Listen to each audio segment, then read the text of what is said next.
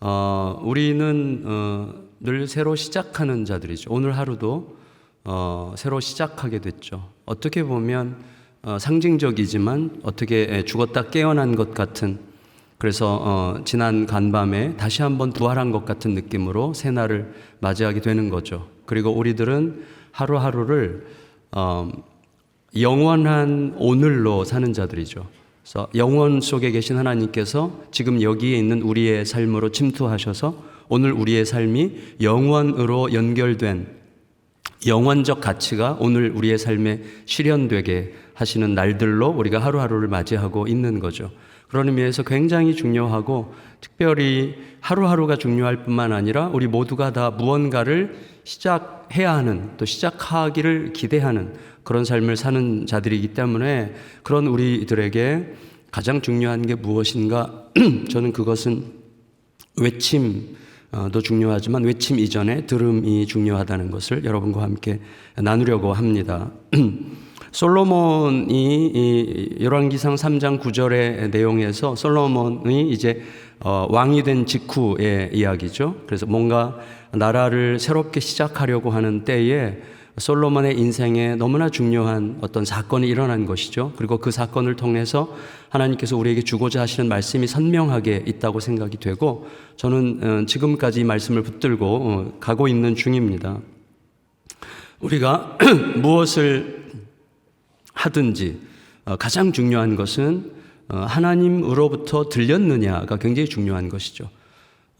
여러분, 내가 어떤 기관에서 일하든 어떤 상황 속에 있든 그 기관의 최고 책임자의 마음을 알고 최고 책임자가 원하는 바가 오늘 내게 선명하게 알려지면 굉장히 자유로워집니다. 편안해집니다. 하루하루가 살아가는 길이 아주 뚜렷하게 보이기 때문에 휘둘리지 않죠. 그러니까 내가 살아가는 삶에서 회방하고 방해하는 것 같은 수없이 많은 일들이 있다고 할지라도 굴하지 않고 그 길을 뚜벅뚜벅 걸어갈 수 있는 힘이 생기는 것입니다. 그러니까 누구로부터 들었는가 하는 것이 가장 중요하고, 최고의 권위자로부터 듣고 하루를 시작하고 최고의 권위자로부터 듣고 내가 시작하려고 하는 그 일을 시작한다고 하는 것은 굉장히 중요한 의미가 있는 거죠. 오늘 말씀에서 솔로몬이 이제 하나님 앞에 기도를 해요. 기도를 하는데 그 기도가 어느 정도의 기도였는가 하면 하나님과 완전히 통한 기도죠. 그래서 솔로몬이 내가 듣는 마음을 원합니다 라고 기도했어요. 하나님, 저에게 필요한 것은 듣는 마음입니다. 분별하는 마음입니다. 하나님의 마음을 듣고 싶고 백성들의 이야기를 통해서 하나님의 뜻이 무엇인가를 듣고 싶습니다. 이게 이제 하나님께서 내가 너에게 뭐 해주기를 바라느냐 라고 물으셨을 때 듣는 마음을 원합니다 라고 기도했던 것 여러분 아실 텐데, 이 기도가 얼마나 하나님께서 기뻐하셨는지요. 성경 전체에서 하나님께서 누군가의 기도에 대하여 이런 식으로 대답하신 적이 있었을까 우리가 생각해 볼 만합니다. 하나님께서 뭐라고 그러셨어요? 이 기도가 마음에 든지라. 그 다음에 보면 10절에 솔로몬이 이것을 구하매 그 말씀이 주의 마음에 든지라 그랬어요. 하나님의 마음에 드는 기도였어요. 하나님과 소통하는 기도였어요. 그러니까 얼만큼 기뻐하셨어요? 그 뒤에 보면 하나님께서 이게 너무 좋은 기도고 내가 너무 마음에 들어서 너가 기도한 것 당연히 내가 들어주고 너가 기도하지 않은 부귀 영화도 내가 너에게 주겠고 장수하는 축복도 내가 너에게 주겠다. 너가 나에게 구할 때 내가 너에게 뭐 해주냐, 뭐 해줄까라고 물을 때 보통 사람들이 기도하는 어떤 것들을 예측할 수 있었겠지만 이런 기도는 정말 내 마음에 드는구나, 이렇게 하나님께서 이야기하셨어요. 그래서 11절에 보면 이에 하나님이 그에게 이르시되 내가 이것을 구하도다. 자기를 위하여 장수하기를 구하지 아니하며 부도 구하지 아니하며 자기 원수의 생명을 멸하기도 구하지 아니하고 오직 송사를 듣고 분별하는 지혜를 구하였으니, 듣는 마음을 구하였으니 내가 너의 말대로 하여 너에게 지혜롭고 총명한 마음을 주노니 너의 앞에도 너와 같은 자가 없었거니와 내 뒤에도 너와 같은 자가 일어남이 없으리라. 그 다음에 13절에 이렇게 말씀하시죠. 내가 또 너가 구하지 아니한 부귀와 영광도 내게 주노니 내 평생의 왕들 중에 너와 같은 자가 없을 것이라. 다시 말하면 우리의 삶은 하나님과 통할 때, 그러니까 하나님으로부터 듣는 마음을 얻어 지속적으로 들으며 살아갈 때 사실 두려울 게 없는 삶이라고 할까요? 현재 우리를 압박하고 있는 수없이 많은 문제들이 있어요. 그리고 우리가 이렇게 영광스럽게 예배를 드리고 찬양을 드림에도 불구하고 각자 집으로 돌아가면 또다시 씨름해야 될 문제들이 있단 말이죠. 씨름이 있고 한숨이 나오고, 저 같은 경우도 저희 막내딸이 아직 교회를 안 다니고 있어가지고 여러분 너무 탄식을 심하게 하지 마세요. 저희 교회인들의 큰 기도 제목이 담임 목사님의 막내딸이 교회 좀 다니게 해달라는 게 이제 큰 제목인데, 여러분을 위로해 드리느라고 제가 이 말씀을 드렸어요. 근데 하여튼 이 24살이에요, 막내딸이. 근데 아직 자기가 스스로 원하는 때까지 내버려 달라 그래서 허락을 했어. 40살 때까지 기다려주겠다. 그래서 지금 굉장히 자유롭게 이제 지내고, 가끔씩 자기가 원하면 와요. 교회에 와서 이제 등도 들여주고 오늘 설교 잘했어 뭐 이렇게 하기도 하고 하지만 그래도 아직 자기가 스스로 고백하는 하나님을 만날 때까지 기다려달라고 얘기했으니까 믿고 있는 거죠. 근데 저에게는 큰 짐이죠. 그러니까 우리 모두에게는 나름대로 다 큰 어려움들이 있단 말이죠. 그렇지만 저는 분명히 알아요. 하나님께서 저에게 말씀을 주셨어요. 언젠가는 반드시 오니까 그때를 기다리고, 그때까지 너는 내가 너에게 주는 마음으로 사랑해라. 이렇게 해서 지금 사랑의 이제 과정이 계속되고 있는 중이죠. 제가 그렇게 주님의 마음으로 사랑하지 못했었거든요. 근데 어쨌거나 그런 과정을 겪고 있습니다. 자, 무엇보다도 중요한 것은 하나님께서 왜 이 기도를 이렇게 좋아하셨는가 하는 거죠. 듣는 마음 주십시오. 이게 뭐가 그렇게 중요하다고 하나님, 물론 중요하죠. 결정적으로 중요하죠. 근데 왜 그렇게 기뻐하셨을까요? 듣는 마음을 주세요라는 말은 무슨 뜻이죠? 내가 이 땅에서 하나님이 원하시는 바를 행하는 도구가 되게 해주세요. 어쩌면 그런 의미겠죠. 근데 1차적으로 하나님께서 솔로몬의 기도를 통해서 기뻐하셨다고 느낄 만한 어떤 이유가 있다면, 그것은 솔로몬이 내가 누군지를 알고 내가 누구이므로 그러므로 나에게 이게 필요하다는 사실 속에서 기도했기 때문이에요. 무슨 말인가 하면 정체성이 기도하게 하는 것이죠. 무슨 말이냐면 이런 거죠. 저의 자녀 문제가 있을 때, 아까 제가 저희 막내딸 이야기를 했는데, 딸에게 어떤 문제가 생겼을 때, 그리고 어떤 해결해야 될 과제가 생겼을 때 제가 어떤 방식으로 이 문제에 접근하는 게 중요한가를 나중에 알게 됐는데, 그건 뭐냐면 내가 누구냐라고 하는, 그러니까 딸의 필요에 집중하기 전에 이 딸의 필요의 문제를 해결하려고 하는 나는 누구냐 하는 그 질문에서부터 생각이 시작돼야 된다는 것을 느끼게 됩니다. 무슨 말이냐면 우리 아이 문제로 혼란스럽고 막막할 때 이렇게 질문해야 되는 거예요. 내가 진짜 바른 아빠라면 어떻게 해야 되지? 내가 진짜 바른 아빠라면, 그리고 내가 내 육신의 아버지로부터는 사랑을 제대로 받지 못했지만 나의 하나님 아버지로부터 목숨을 거신 사랑을 받은 아빠라면, 그리고 내 아이들의, 이 아이의 진짜 아빠가 내가 아니라 하늘에 계신 나의 아버지 하나님이 이 아이의 진짜 아빠라면, 그리고 하나님께서 나를 변화시키셨는데 나를 변화시킨 힘이 사실은 설득이나 논리나 어떤 꾸지람이나 내가 원하는 바를 투사시키는 게 아니라 사랑과 신뢰의 인내의 돌보심이 나를 변화시켰다면, 그러면 나는, 그리고 그 하나님의 은혜로 변화된 아빠라면 나는 어떻게 해야 되지? 라고 말하면 답이 아주 선명하게 나오는 거예요. 그래서 하나님께서는 우리에게 항상 그걸 원하세요. 내가 어떤 자리에 있는지, 내가 누군지, 내가 누구냐에 대한 질문 속에서 그 답이 나오기를 원하세요. 우리의 필요와 내가 누구냐에 따라서 필요한 것은 다르거든요. 그러니까 내가 지금 어떤 존재로 부름받았고, 그리고 어떤 일을 하도록 부름받았는가에서부터 내가 원하는 바가 나오는 것을 하나님께서 매우 기대하신다고 하는 것을 생각해야만 하는 거더라고요. 사실은 이 듣는 마음이라고 하는 것이 무척 중요한데, 저 같은 경우는 어떤 계기가 있었습니다. 지금 목회를 저는 시골에서 경기도 화성 살인의 추억이라는 그 마을에서 제가 일부러 거기에 이제 개척을 했어요. 서초동에서 담임 목회를 하다가 하나님께서 개척의 비전을 주셔가지고 이제 그쪽으로 가게 됐는데, 어쨌거나 이제 새 가정이 가서 이제 개척을 하는 거예요.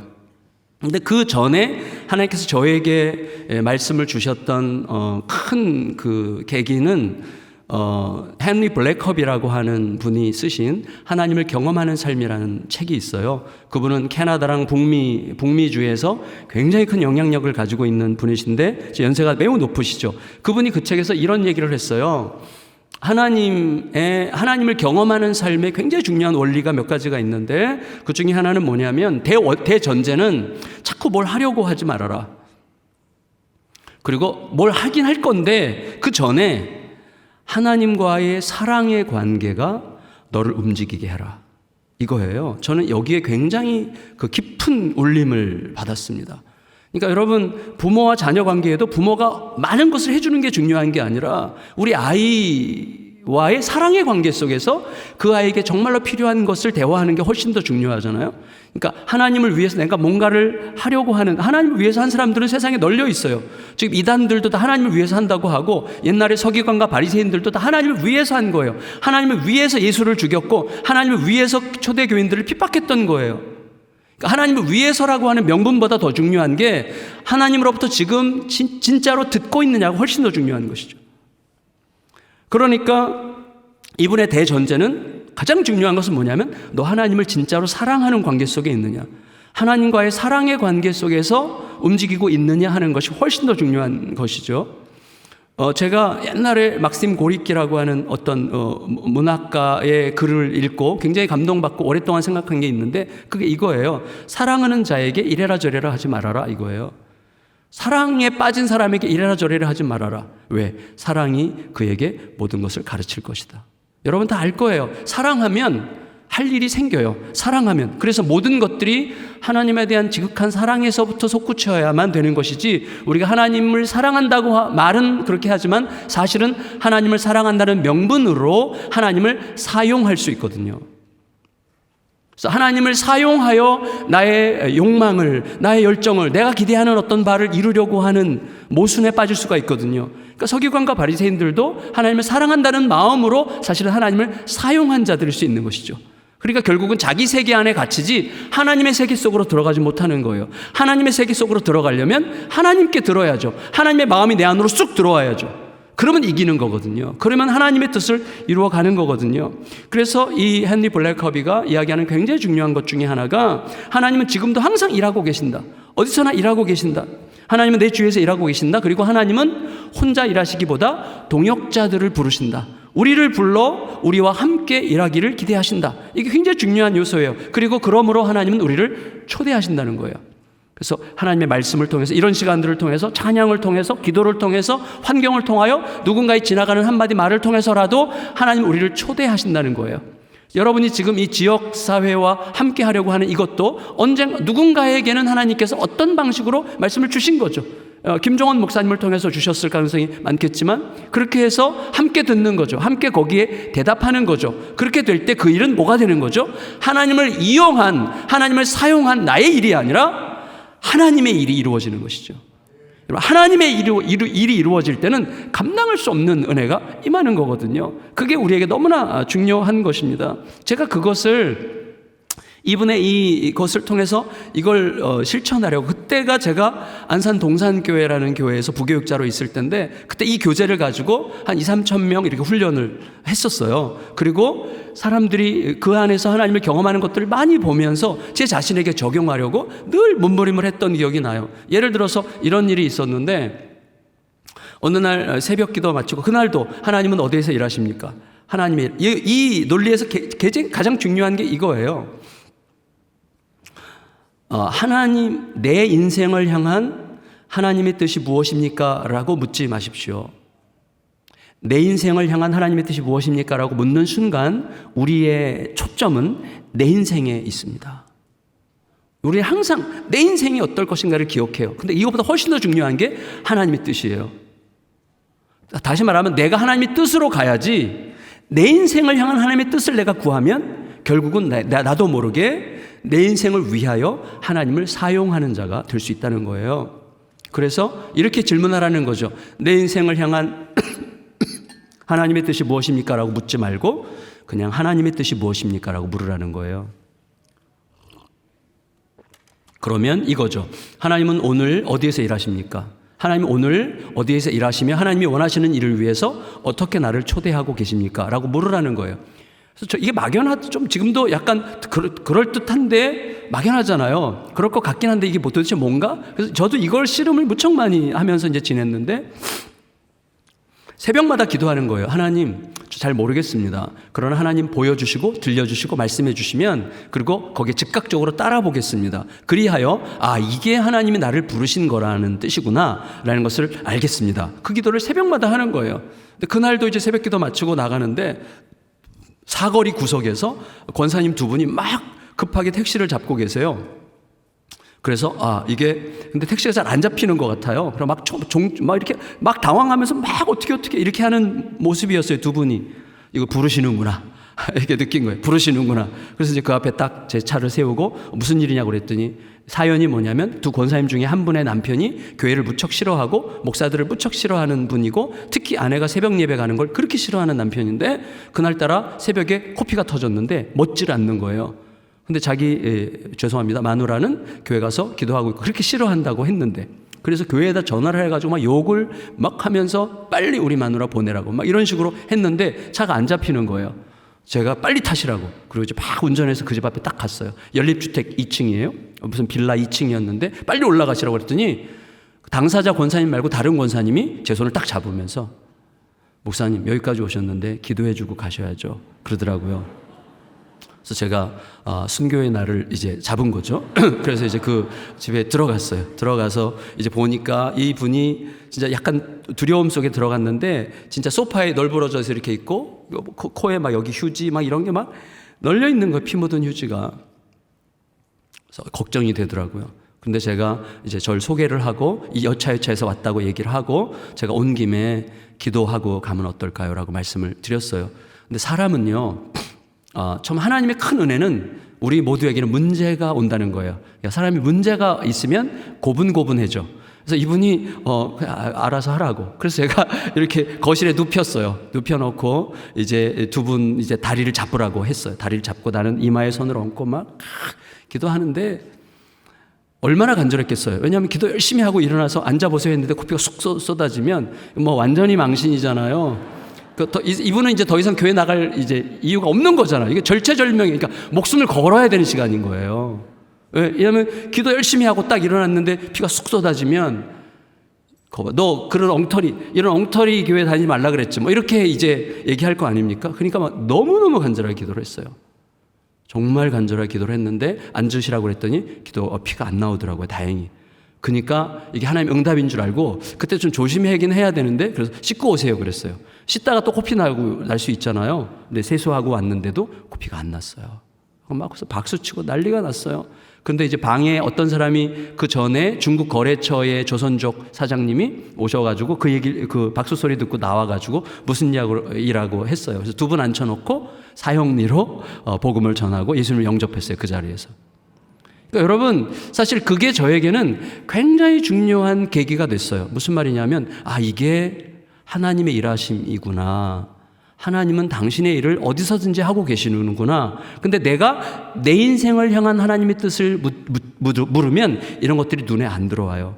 내 인생을 향해서만 모든 초점이 있기 때문에 잘 안 들어오게 되는 것이죠. 그러므로 그 이후에 굉장히 중요한 변화들이 일어났고 그 힘으로 사실은 개척을 하게 된 거예요.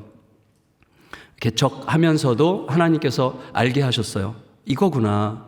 뭐냐면 개척할 때 하나님으로부터 듣고자만 했어요. 하나님 들려주십시오. 그러므로 저는 하나님께 대답만 하는 목회를 하겠습니다. 이런 식으로 했어요. 제가 서초동에서 작지 않은 교회, 아주 큰 교회는 아니지만 한 2,000여 명 모이는 교회 이제 담임 목회를 하다가 조금 약간 갈등이 있었어요. 그래도 그냥 갈등이 잦아드는 상황이었는데 하나님께서 어느 날 이제 개척에 대한 비전을 주셨고 어떤 교회를 원하시느냐고 이제 생각하게 되었고 그때 하나님이 주신 마음이 대답하는 공동체가 되면 좋겠다. 대답만 해라. 그러니까 내가 나의 목회다. 목회는 나의 목회이므로 너는 나에게 대답을 해라. 이렇게 말씀을 주셨어요. 그래서 아내와 이제 결단을 하고 개척 멤버를 모았는데 처음에는 하여튼 몇백 명이 이제 들썩들썩했어요. 같이 이제 개척을 하려고. 근데 제가 화성을 선택했다고 하니까 다 잦아들고 이제 두 가정이 안 죽으려고 이제 두 가정이 신청을 해가지고 세 가정이 내려가서 개척을 했는데 그때 너무 행복했어요. 네, 너무 행복했어요. 세 가정이 같이 기도하면서 이런 기도를 했어요. 하나님, 은퇴할 때까지, 제가 은퇴할 때까지, 그때가 47살이었는데, 제가 지금 60이거든요. 근데 은퇴할 때까지 10가정만 데리고도 예수님 이야기할 수 있으면 저는 너무너무 행복할 것 같습니다. 그 개척 멤버들과 그쵸. 그래서 다들 아멘 했어요. 그때 그 희열, 그때 그 기쁨, 은퇴할 때 10가정만 있어도 예수님 이야기하고 예수님의 뜻대로 목회할 수 있으면 너무 행복하겠다는 마음이 들었어요.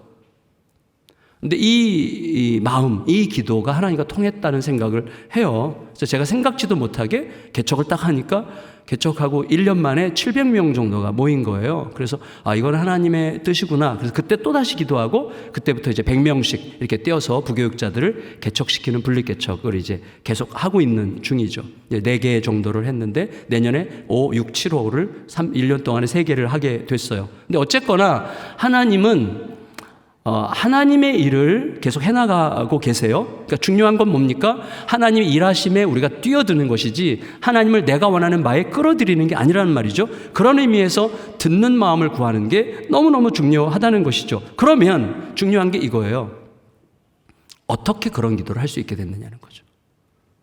자, 그 기도를 하는 게 아니에요. 그 기도를 하기까지 어떤 준비 속에서 그런 기도가 나왔느냐가 훨씬 더 중요합니다. 자, 솔로몬이 하나님 저에게 듣는 마음을 주십시오라고 기도했을 때 그건 꿈이었어요. 꿈. 그래서 열왕기상 3장 5절에 보면 뭐라고 되어 있느냐면 기브온에서 밤에 여호와께서 솔로몬의 꿈에 나타나시니라. 하나님이 이르시되 내가 너에게 무엇을 줄꼬 너는 구하라. 꿈이에요. 15절에 보면 솔로몬이 깨어보니 꿈이더라. 이렇게 되어 있단 말이죠. 그러니까 꿈속에서 일어난 사건이에요. 근데 그렇다고 대수롭지 않게 생각할 수 없습니다. 이 시대는 하나님께서 꿈으로 많이 계시하셨죠. 꿈은 굉장히 중요한 계시의 수단이었어요. 이때는 제가 오늘 새벽에 제가 굉장히 가까이 지내는 어떤 목사님 꿈을 너무나 생생하게 꿨는데 지금 빨리 가서 전화를 해보고 싶은데 하여튼 좋은 꿈인지 나쁜 꿈인지 좀 헷갈려서 그러는데요. 근데 어쨌거나 지금은 하나님께서 그렇게 꿈으로 막 대부분이 개꿈이죠. 근데 이 당시에는 꿈으로 하나님께서 계시를 많이 하셨고 중요한 것은 이거예요. 꿈속에서 하나님께서 내가 너에게 뭐 해줄까라고 얘기했을 때 솔로몬이 어떻게 대답했는가 하는 거예요. 근데 하나님께서 내가 너에게 뭐 해줄까, 뭘 해줄까라고 말씀하셨을 때 솔로몬의 대답이 너무나 기가 막힌 대답을 했어요. 자, 내가 너에게 뭐 해줄까라고 하나님이 말씀하신다면 여러분 마음속에서 뭘 원하겠어요? 뭘 생각하겠어요? 평소에 마음속에 늘 기대했던, 늘 원했던, 늘 갈망했던 무엇부터 말하겠죠. 하나님께서 솔로몬에게 내가 너에게 뭐 해줄까라고 얘기하실 때 솔로몬이 제일 먼저 이렇게 대답했어요. 듣는 마음 주십시오 이렇게 기도한 게 아니고 먼저는 6절에 보면 솔로몬이 이르되 주의 종 내 아버지 다윗이 성실과 공의와 정직한 마음으로 주와 함께 주 앞에서 행함으로 주께서 그에게 큰 은혜를 베푸셨고 주께서 또 그를 위하여 이 큰 은혜를 항상 주사 오늘과 같이 그의 자리에 앉을 아들을 그에게 주셨나이다.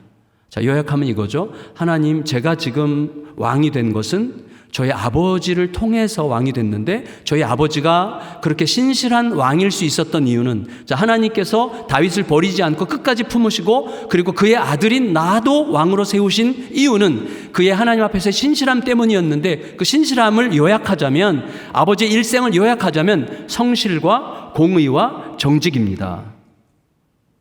아버지는 성실과 공의와 정직으로 행했습니다. 그런데 그것을 그렇게 행할 수 있었던 이유가 뭐예요? 주와 함께 주 앞에서예요. 하나님과 함께 하나님 앞에서 행하였으므로 그는 일생 성실과 공의와 정직으로 행하여 그의 아들까지도 왕위에 앉히도록 하나님께서 은혜를 베푸시는 그런 왕으로 있었습니다. 자, 이렇게 대답할 수 있었던 이유가 뭐겠어요? 솔로몬이 왕이 된 다음에 무척 많이 생각했다는 것이죠. 나는 어떤 왕이 될 것인가? 나는 어떤 왕이 되어야 될 것인가? 이걸 늘 고민했다고 할 수가 있겠죠. 그런 고민 속에서 하나님께서 딱 물으셨을 때 먼저 아버지 얘기를 하는 것이죠. 아버지가 왕인데 사실은 아버지가 그렇게 신실한 왕일 수 있었던 이유는 하나님 앞에서 하나님과 함께 있었기 때문에 다시 말하면 하나님께서 진짜 왕이신 것을 잊지 않는 왕이셨기 때문에 그가 그런 왕으로 지금까지 올 수 있었던 것을 제가 알게 되었습니다. 그러므로 저도 고백합니다. 저의 왕은 하나님이십니다. 지금 제가 왕이지만 사실 저의 진짜 왕, 제가 항상 떠나지 않아야 되는, 제가 하나님 앞에서 하나님과 함께 행해야만 하는 왕이신 하나님을 기억하겠습니다. 이게 중요한 거예요. 이걸 꿈속에서 말했다는 게 굉장히 중요한 거예요. 평소에 무척 많이 생각하지 않았다면 불가능한 이야기를 했던 거죠. 여러분, 옛날에 그 타고르라는 분이 기탄잘리라고 하는 글에서 그런 이야기를 했다고 하는데, 제가 직접 기탄잘리 읽긴 했는데 찾지 못했어요, 제가. 근데 이 이야기가 뭐냐면 참 의미 깊은 이야기예요. 여러분, 평소에 내가 어떤 방식으로 사고하느냐, 어디에 초점을 맞추느냐에 따라서 보이는 게 다르고 들리는 게 다르죠. 김종원 목사님 같은 경우는 늘 어떻게 하면 이 성도들을, 어떻게 하면 이 교회를, 어떻게 이 교회가 하나님의 나라와 연관될 것인가에 초점을 맞추면 그렇게 하시겠죠. 그렇게 하니까 이런 결과가 나오게 되겠죠. 계속 그것이 보이고 거기와 관련된 것들이 들리게 되어 있어요. 그런 습관이 형성이 되겠죠. 이 글에 어떤 내용이 있었는가 하면 한 남자분이 좀 늘 불만이 많아요. 세상에 대하여. 그래서 나는 좀 할만한 사람인데 세상은 나에 대해서 너무나 호의적이지 않아. 세상이 날 도와주지 않아. 누가 날 조금만 도와주면 엄청 잘할 수 있을 텐데 누가 날 좀 안 도와주나? 잘할 수 있을 텐데. 뭐 이런 식으로 이제 세상에 대한 불만이 많고 자기는 할 수 있는데 세상이 안 도와줘서 못한다 는 생각으로 늘 누가 좀 나를 안 해주나? 누가 좀 안 도와주나? 이런 마음이 늘 있었던 사람인데 어느 날 길을 가는데 저쪽에서부터 엄청나게 화려한 황금마차 같은 게 이렇게 오는 거예요. 그 안에 뭐 굉장히 귀한 분이 탔겠죠. 이렇게 오니까 이 사람이 또 생각하는 거예요. 야, 저 황금마차가 내 앞에서 선다면, 그리고 거기서 귀인이 내린다면, 그리고 그 귀인이 나에게 내가 너에게 뭐 해주기를 원하느냐라고 물어준다면 얼마나 좋을까. 지금 하나님께서 솔로몬에게 내가 너에게 뭐 해줄까라고 물으셨던 것과 비슷하게 그런 기대를 하는 거예요, 이 사람이. 근데 진짜로 그 마차가 이 사람 앞에 딱 섰어요. 그리고 문이 열리고 귀인이 내렸어요. 그 귀인이 묻는 거예요. 내가 너에게 뭐 해주기를 원하느냐 라고 물어야 되는데 그렇게 안 물었어요. 이 귀인이 이렇게 물었어요. 너는 나에게 무엇을 주려고 기다리고 있었느냐. 자, 그런데 이 사람은 평생 받는 쪽으로만 생각을 했어요. 누가 날 좀 안 도와주나? 누가 날 좀 안 도와주나? 누가 날 좀만 도와주면 잘할 수 있을 텐데 늘 그런 구조로만 생각했기에 너는 나에게 뭘 주려고? 라고 하는 반대 질문에는 대답할 힘이 없었어요. 너무나 당황했어요. 너무 당황하면 사람들이 엉뚱한 짓 하잖아요. 막 주머니에 손 넣고 막 뭘 찾았어요. 뭐가 있겠어요, 빈털터리가? 근데 저 주머니 끝에 뭐가 딱딱한 게 하나 잡혀. 꺼내보니까 딱딱하게 굳은 밥풀떼기 하나가 잡혀가지고 이거라도 해가지고 귀인에게 줬더니 귀인이 딱 잡고 휙 하고 갔어요. 그러니까 이 사람이 역시나 야, 나 같은 사람에게 뭘 달라 그래. 날 조금만 도와주면 할 수 있다니까. 근데 어떻게 나한테 달라 그러지? 하면서 막 투덜투덜 하면서 가는데 다른 쪽 주머니에서도 딱딱한 게 또 잡히는 거예요. 그래서 또 보니까 똑같이 생긴 밥풀떼기 하나가 잡혔는데 이제 보니까 황금으로 된 밥풀떼기였어요. 이 사람이 그제서야 뒤늦게 깨달은 거죠. 저 귀인이 너가 나에게 뭐 해주려고 기다리고 있었느냐라고 말할 때 당신 같은 귀한 분에게는 저 인생이라도 맡기고 싶습니다라고 했더라면 나는 지금 황금 같은 인생을 살고 있지 않았을까? 살기 시작하지 않았을까라고 생각하게 되는 거죠. 자, 우리가 어떤 일에 초점을 맞추고 살아가느냐가 굉장히 중요합니다. 예수님께서 분명히 말씀하셨잖아요. 우리에게 너희는 먼저 그의 나라와 그의 의를 구하라. 이게 뭐예요? 하나님과의 관계에 목숨을 걸어라는 거예요. 하나님과 살아있는 생명의 관계에 목숨을 걸어라. 그러면 모든 것들이 거기에 맞는 초점으로 보이기 시작하고 거기에 맞는 것들이 나에게 다가오게 되어 있어요. 너희는 먼저 이것을 구하라 라고 예수님께서 말씀하셨단 말이죠. 자, 그러면 솔로몬이 하나님께서 내가 너에게 뭐 해주기를 원하느냐 라고 물으셨을 때 하나님이 진짜 왕이십니다.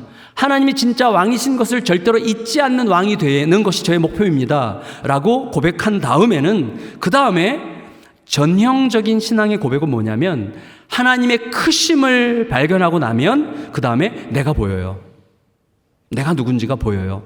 그래서 솔로몬이 이렇게 이야기하죠. 7절에 나의 하나님 여호와여 주께서 종으로 종의 아버지 다윗을 대신하여 왕이 되게 하셨사오나 종은 작은 아이라 출입할 줄을 알지 못하고 이랬어요.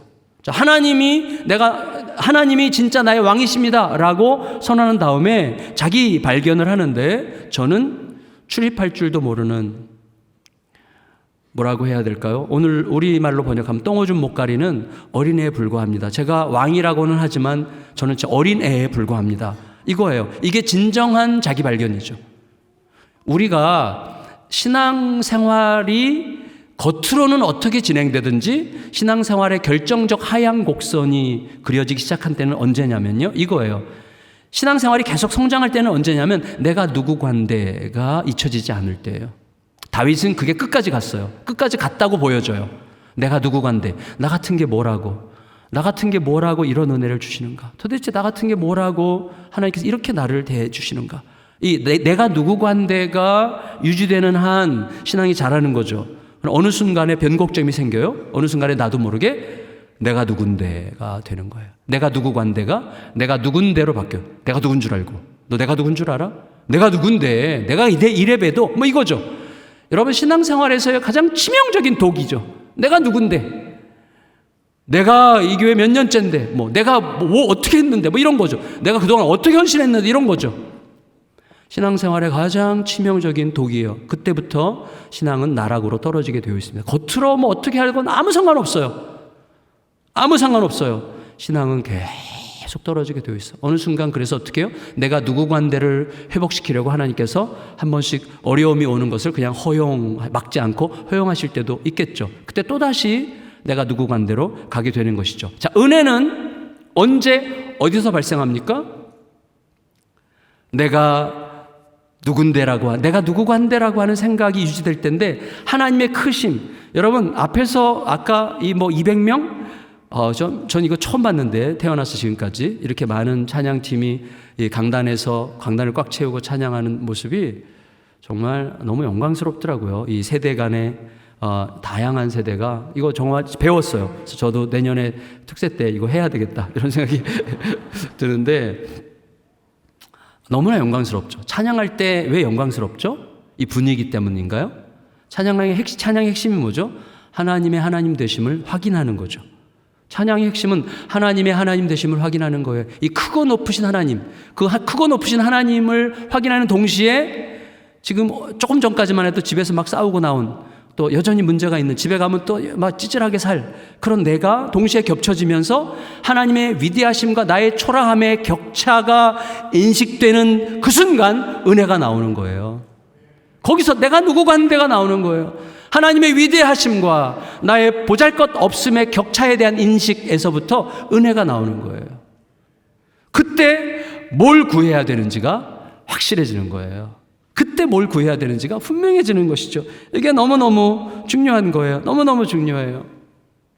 저는 그래서 저희 교회 전체를 듣는 교회로 이제 가기를 원해서 성도들과 의논하면서 개척 첫 달부터 비전 기도라는 걸 했어요. 그래서 매년 가을이 되면 비전 기도를 해요. 그게 뭐냐면, 하나님, 저희 교회의 주인은 하나님이시므로 하나님께 듣겠습니다. 그리고 하나님께서 들려주시는 것을 우리가 순종하겠습니다. 그래서 매년 제가 목회 일정을, 이제 모든 교회가 이럴 필요는 없어요. 근데 저에게는 그렇게 은혜를 주셨기 때문에 그렇게 해 나갔는데, 뭐냐면 장기 프로젝트나 뭐 이런 거 갖지 않고 매년 한 해씩만 순종하면서 가보자. 이거예요. 그래서 9월 달에 이제 9월이나 10월 초에 전교인 비전 수련회라는 걸 해요. 그러면 이제 본당에 사람들이 이렇게 모이잖아요. 3명씩 다 그룹핑을 해가지고 3명이 확 기도를 하는 거예요.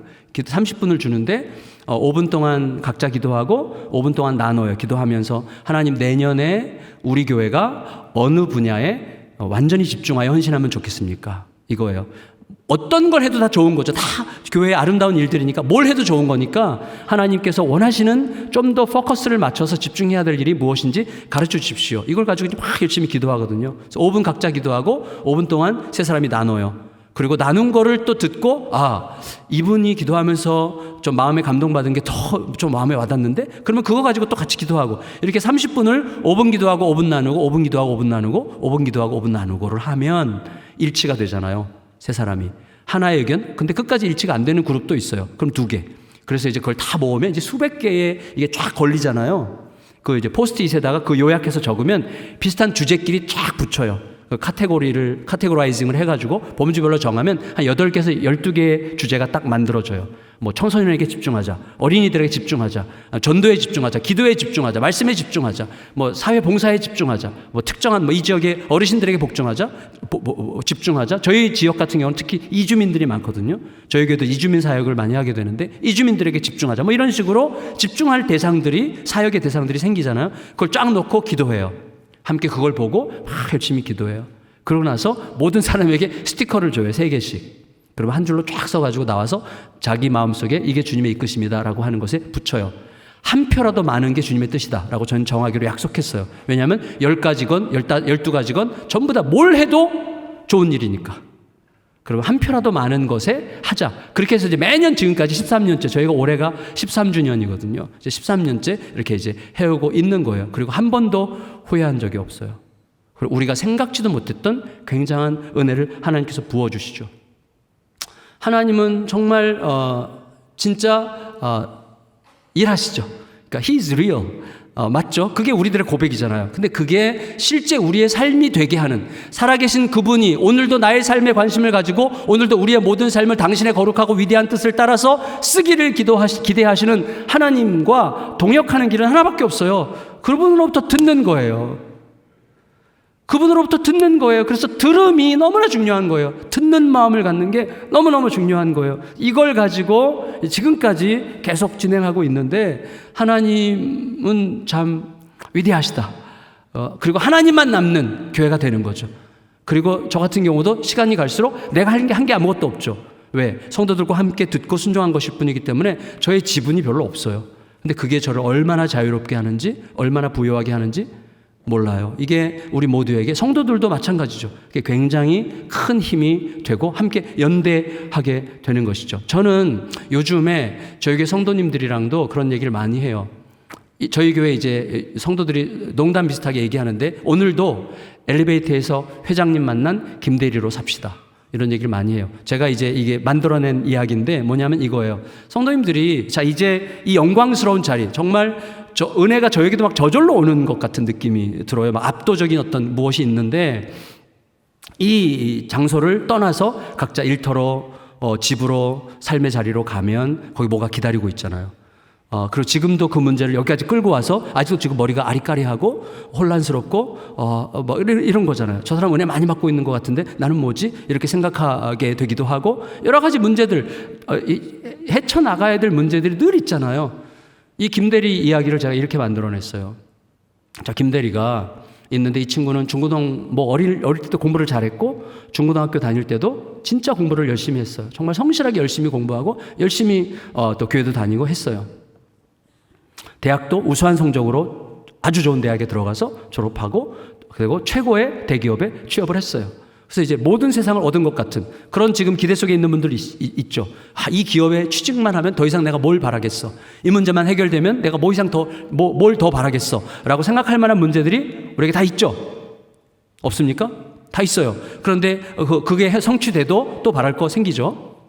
근데 어쨌거나 이 친구가 대기업에 취업한 다음에 야, 진짜 더 이상 바랄 게 없다. 라는 만족감 가지고 막 행복하게 지냈는데 그게 며칠 안 가죠. 지금 3년째인데 회사를 언제 그만두지? 라고들 생각하는 거예요. 이유는 그 부서에 이 김대리가 소속되어 있는 부서에 부장이 박 부장이라고 있는데 여기 박 씨면서 부장인 분들을 제가 겨냥한 건 아닌데 박 부장이 아주 그렇게 인간이 죄송해요. 지랄 맞아가지고 하여튼 어떻게든지 이 김대리를 괴롭히는 거예요. 특히 교회 다니는 인간들을 너무나 싫어하는 박 부장.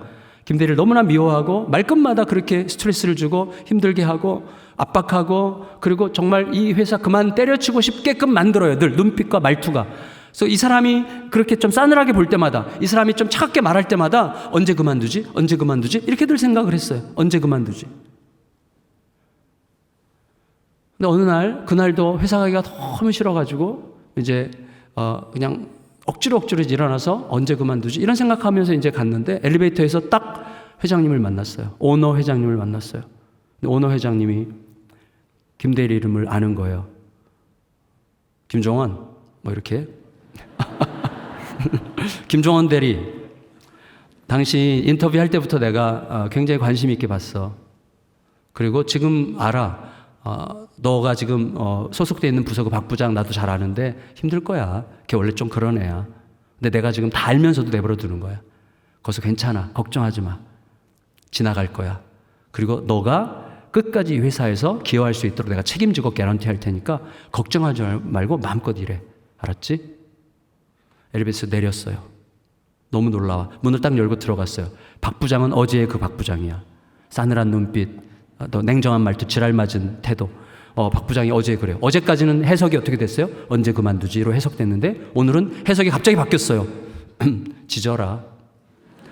해석이 갑자기 바뀌는 거예요. 여러분, 그리고 그 부서에서 너끈히 이겨내죠. 우리들의 왕 회장님으로부터 새벽마다 듣는 거잖아요.